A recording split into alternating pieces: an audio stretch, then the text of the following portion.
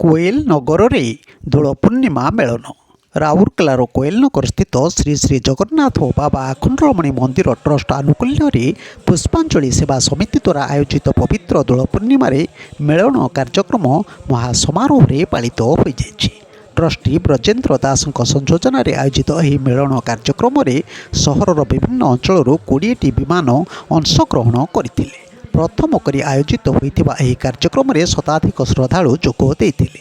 ମନ୍ଦିରର managing trustee ଆଲୋକ ରଞ୍ଜନ ମଲ୍ଲିକ, ସମସ୍ତ trustee ସର୍ବଶ୍ରୀ Pradeep Kumar Panda, Manoj Kumar Panda, Vinay Mohanty, doctor ସନାତନ ପ୍ରଧାନ, ଅମୂଲ୍ୟ ମିଶ୍ର, ସନ୍ତୋଷ କୁମାର ପାଣିଗ୍ରାହୀ ଓରଫ ମିଟୁ ନନା, ପୁଷ୍ପାଞ୍ଜଳି ଅନୁଷ୍ଠାନର ସର୍ବଶ୍ରୀ ଦିଗନ୍ତ ପାଣି, ସୁକାନ୍ତ ଲେଙ୍କା, ପୂର୍ଣ୍ଣଚନ୍ଦ୍ର ଦାସ, ଗୋପାଳ ଜେନା, ସୁନାକର ଦାସ, ନାରାୟଣ ଖଟୁଆ ପ୍ରମୁଖ ଉପସ୍ଥିତ ରହି କାର୍ଯ୍ୟକ୍ରମ ପରିଚାଳନାରେ ସହଯୋଗ କରିଥିଲେ। ଏହି ଅବସରରେ ସେକ୍ଟର 16 ରାଧାକୃଷ୍ଣ ଟ୍ରଷ୍ଟ ତରଫରୁ ଭଜନ ପରିବେଷଣ କରାଯାଇଥିଲା।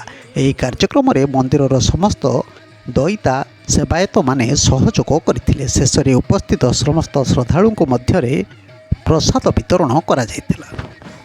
ବ୍ୟୁରୋ ନ୍ୟୁଜ୍ ଓଡ଼ିଶା କଥା। ଓଡ଼ିଶା କଥା ୟୁଟ୍ୟୁବ୍ ଚ୍ୟାନେଲଟିକୁ ଆପଣମାନେ ଦେଖୁଛନ୍ତି, ମତାମତ ଦିଅନ୍ତୁ, ଲାଇକ୍ କରନ୍ତୁ, ସବସ୍କ୍ରାଇବ୍ କରନ୍ତୁ ଓ ସେୟାର ମଧ୍ୟ କରନ୍ତୁ।